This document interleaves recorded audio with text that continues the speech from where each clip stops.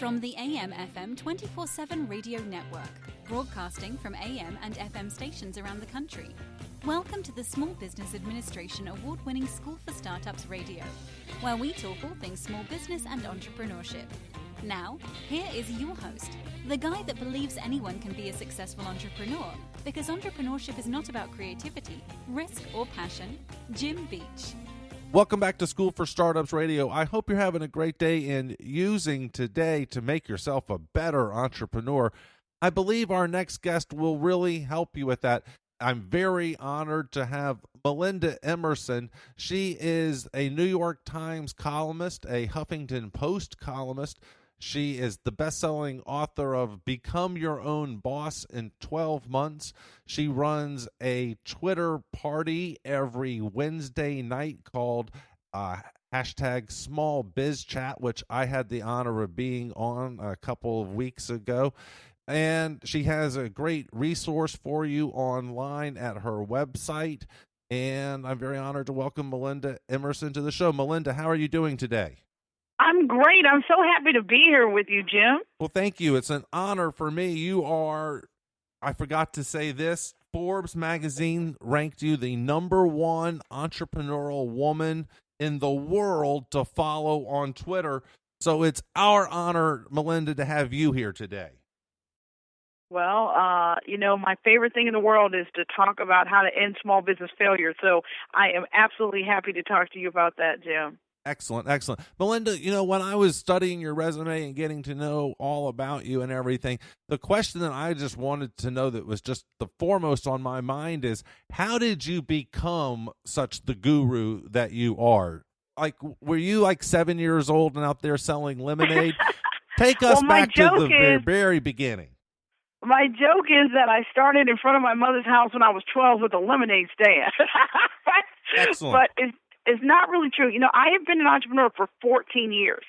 And what taught me the most about being an entrepreneur was all of the expensive mistakes that I have made in business. I mean, honestly, I have a greatest hits of Melinda's dodo head moves, right? So I decided in about 2007 that I wanted to give people a roadmap, benefit of my hard-learned lessons, so that they really were able to, get over that huge learning curve that comes when you put your shingle out there and say you want to be in business. So that's what made me write, actually, my book, Become Your Own Boss in 12 Months. But to back the story up just a little bit, I went to school for journalism at Virginia Tech. My sophomore year, I did an internship with the Today Show in New York. And that happened to be the summer that Oprah Winfrey started making major moves with her production company, Harpo Studios. And she was actually the first journalist I ever saw start a business, and she started a production company. So that made me, at 19 years old, start thinking about, what, one day I'm going to be an entrepreneur, and I even figured out the name of my company all the way back then. That's where I came up with the name Quintessence, because it means perfection. And I just studied everything this woman did from a business perspective. Now, I certainly was a big fan of her show like everybody else, but I studied her business moves, her syndication deal with King World, her original productions, how she syndicated those, all the other people that she incubated to create shows. I was fascinated with how shrewd of a businesswoman Oprah Winfrey was. And that really gave me the idea, but more than that, the courage and gumption to even think that one day I could be an entrepreneur too. So fast forward 7 years, I graduated from college. I worked in the television business. I worked for the NBC stations in Pittsburgh and Philadelphia, and also the ABC station in Philadelphia. But I got to tell you, I got my dream job at 23, but my dream job by 25 was a nightmare. So I had to get out of there. And I knew that I had this plan in the back of my head. I wanted to start my own production company. A year before leaving my job, I started working part-time for another production company so that I could learn how to price jobs, how to, hire editors and stuff like that. All I knew was how to write good stories and get them edited and get them on TV without, going to black air, right? But running a business is really different from writing and producing a beautiful video. And so I studied it. The other thing I benefited from at 26 years old when I started my first company was that I knew I didn't know a whole lot about business. So I made myself a student of entrepreneurship. Every single year I have been in business, I have taken some business course, some leadership development course, because I knew that I had to grow myself to grow my business. And that is what I did. And then, after 6-7 years of doing that, you get to know a lot about business, Jim. So then I started figuring out, the industry started changing as everybody started buying Macs. And I said, you know what, maybe I need to look at what were the number one assets in my business. So I looked at, was it my equipment? Was it my employees? Was it my customer list? Was it all the media that I had garnered?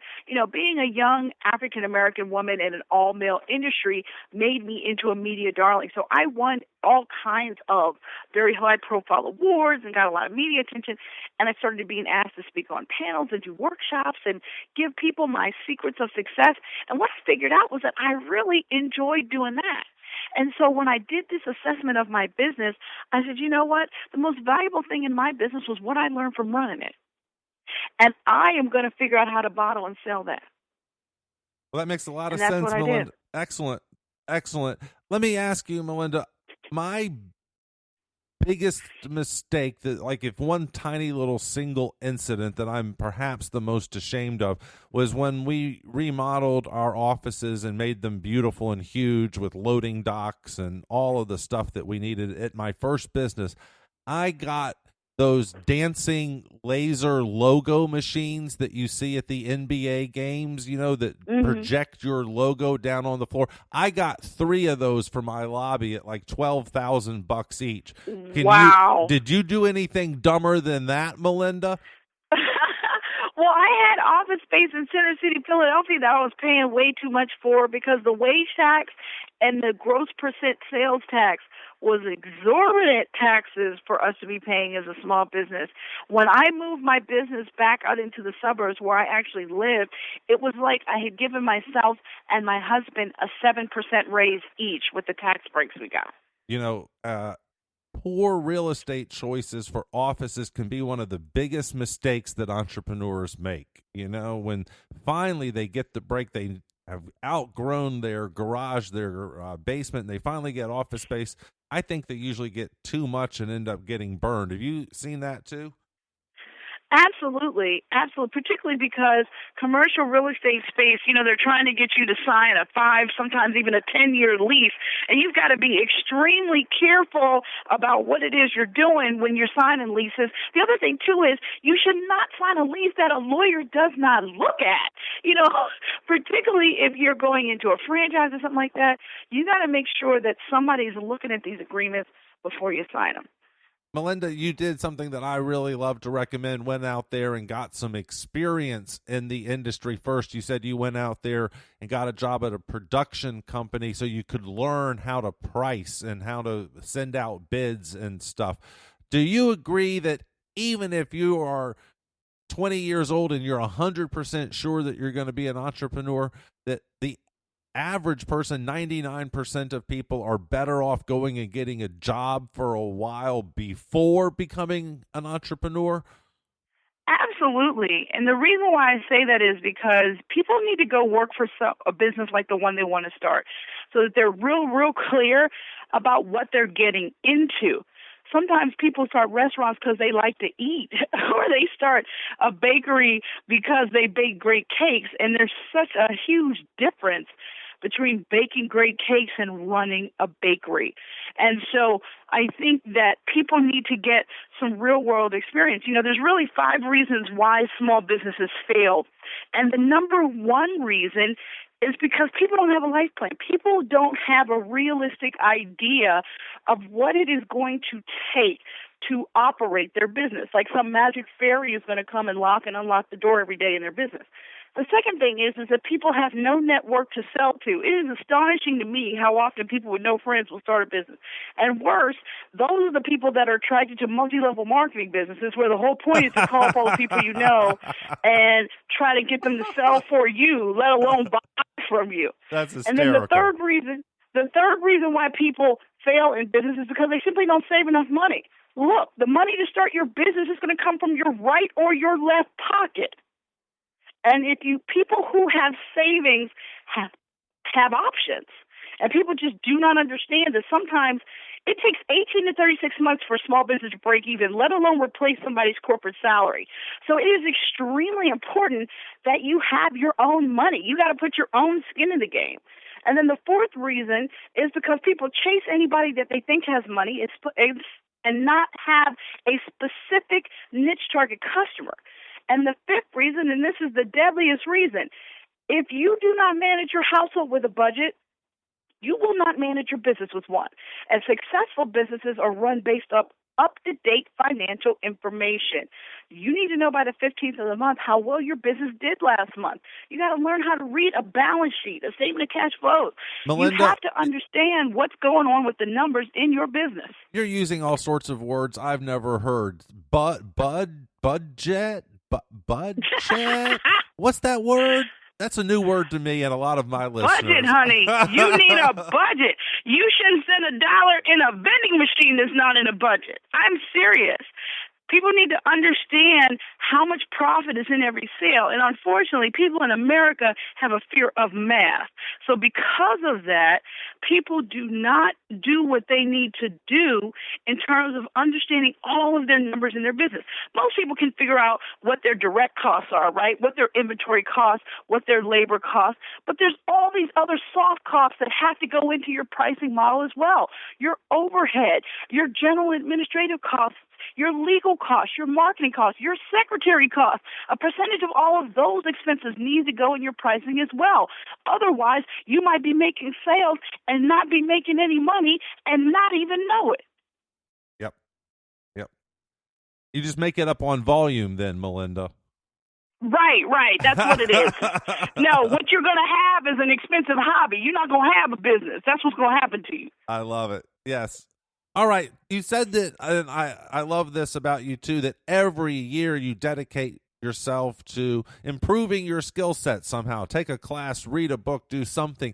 You mentioned that you've taken some courses. Is there one lesson that you learned from a particular course? You don't need to tell us the name of the course. We don't want to promote those people. But what are the lessons that you really have taken away that have changed your career, Melinda? I have to say that when I went to an executive education program at a top 10 business school in this country for 1 week, it was sort of like an executive MBA for entrepreneurs in a week. And the program actually was at Dartmouth. It changed my life because it just helped me think bigger. Sometimes as entrepreneurs, we get in the weeds. We get into what the day-to-day of our business. But you have to get to yourself to the point where you're working on your business as opposed to in your business. If your business can't survive without you, you have created a job for yourself. You don't have a business. And you have to get around other entrepreneurs who also may have similar challenges so that you can help each other think bigger and think differently. And that, to me, has always been important. But the other thing I want to say, too, is I went to as many leadership courses as I did business courses because your personal leadership in your business is everything. You set the culture. You figure out how you're going to onboard new employees, how you're going to manage the growth of your staff, how are you going to delegate. You need to work on those personal skills as a leader in your business. And those are the things that I think helped me more than anything to be still in business 14 years later. Yes, those are important lessons. My first business, I hired all my friends, right? Just the people closest. Oh, that's easiest. End up hiring them. And then it was all so difficult when you had to fire them at the end, So right. I have a rule, Jim. I have a rule about that stuff. Don't hire somebody you can't fire. Ooh, I like it. If you got to call your mama to break up the fights, that's probably not a good sign about what the future of your business is going to be. And it's very difficult. Now, there are wonderful husband and wife teams that work together. And every time I say this in an interview, I get all these emails from people, well, me and my husband work together 32 years and it's great. Okay, but here's the thing, though. You have to know your partner's personality because an unsupportive spouse can kill a business faster than a bad marketing plan. So you need to understand your work styles, you need to have specific job descriptions, and you need to stay in your lane. And you Melinda, have to have it decided up front who's going to get the final say on stuff. Otherwise, you might not have a business and you might end up divorced without a marriage too. And I can tell you that from personal experience. yeah, So, me too. trust me. I got divorced because of being an entrepreneur, I think. And the one day she came to my place of business, within 10 minutes people were saying you got to get her to leave. It's good. Everything was horrible. So that is so important that your spouse be all in too, you know. Which Yeah, is even if your spouse doesn't work in the business, your spouse needs to be all in, because it is too hard. You're going to hear no way more than you're going to hear yes. And if you come home to a bunch of drama and stress in your ear about what you're doing with your time and your money, you're not going to make it. It's just too hard. it is. It is. Which relationship is harder, co-founder or spouse? Spouse. Okay. I have to agree with that. That they're awfully similar, though. Awfully They similar. are similar, because your co-founder, you married to that person too. Yep, you sure are. But it's different, You because just don't get the your benefits spouse, of sex. your spouse can, put a guilt trip on you in a way that you just can, your co-founder, you could, cuss them out, leave, and come back and make up. But your partner, you can damage the relationship, because a lot of times everybody wants to feel acknowledged. And sometimes your work could become your mistress, and you just have to be really careful that you're still listening and that you're still being a great partner, and that you're being present when you are home, and you're not that person at the ball field on the phone or the person with the cell phone on the side of the bed, that you're present wherever you are. In my first marriage, Melinda, I took my wife to the same resort where Bill Gates got married. And I remember when we checked out, we had a big suite and everything. Our bill was like $8,000. And then they said, sir, and here's your telephone bill. And it was greater than the bill for the suite and all of the food that we ate. Wow. I'm not a good man. So listen, there's no was wonder she that appreciative of it? That's my question. Well, that's the one that ended in divorce. So, wonder why. It's my fault, Melinda. I asked her to marry me. Tell us about your book, Become Your Own Boss in 12 Months. I love your book, as does the marketplace. Incredible reviews, still selling incredibly well. Take us through month 1, 2, and 3. Give the listeners an idea of what the steps are they should be taking at the beginning to create a business that's going to avoid all of the mistakes that you and I have made. Well, I have developed what I call the Emerson planning system. It's a 6-step system to walk people through making the full transition from employee to entrepreneur. Step 1 in the Emerson planning system is developing your life plan. You got to figure out what you want out of life and then build a business that aligns with that. I've seen people start good businesses that just weren't good businesses for them or their family. So you've got to make sure you know why you're going into business and what will make you happy, how much money you need to make me happy, things like that. You got to take some time and have some quality time with yourself first. The second thing is you really need to get your financial plan together. If you have a new house and 2 brand new cars outside and you like retail therapy, you probably need to keep your job, because you're really not going to be able to afford to recoil your lifestyle to live off of one paycheck or off of 60% of the paycheck you had. And that's really what it's going to take. You've got to start saving 20 to 40% of every paycheck in order to make your transition over 12 months. And then you've got to look at what skills do you have and what skills do you need to run your business? Do you have time and money to take a course? Do you have time and money to hire somebody for the skills that you need? You've got to figure that out. That's why it's so important to work in a business like the one you so that you can learn some stuff about what it's really going to take. Then you've got to really evaluate who your paying customer is. Too often new entrepreneurs get focused on their logo, their location, the invitation to their grand opening event, and if their life depended on it, couldn't tell you who their niche target customer is. That is a mistake. The difference between starting a business now and when I started my business 14 years ago is the runway is a lot shorter. And by runway, I mean cash flow. So in order for you to hit the ground running, you've got to know who your customer is so that you can focus your efforts, your marketing efforts, on a specific target. And lastly, you got to start your business with a plan. You got to develop a business plan. It doesn't have to be 45 pages. There's lots of great free software out here, but you do need a plan because too often people spend more time planning their vacation than they do how they're going to take care of their family financially. And that is a mistake. Excellent. So you need a plan. And then lastly, start your business while you're working. I believe that you should become what I call a 5 to 9er. When your evenings and your weekends is when you need to be working on your business, because it's going to take some time for you to get the kinks worked out. And you might as well keep your paychecks rolling while you're working out the kinks in your business. And you never know. The people in the cubicle beside you might often be your first customers anyway. So you just want to plan and scale yourself out of your job slowly. Don't go to work on Monday and give them your resignation. Please don't do that. I so agree. Unfortunately, Melinda, we have run out of time. How can people learn more about you, buy from you, circle you, tweet you, follow you, smoke signal you, all that? Well, I am the Small Biz Lady, and if you Google me at Small Biz Lady or Melinda Emerson, you will find everything about me. I publish a weekly blog called SucceedAsYourOwnBoss.com.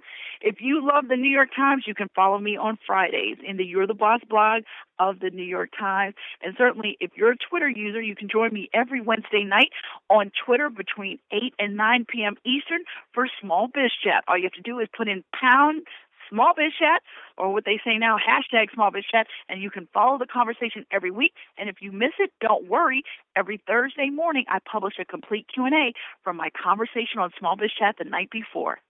Excellent. Melinda, thank you so much for being with us. It was an honor. Jim, it was my pleasure. I'd love to come back anytime. Please do.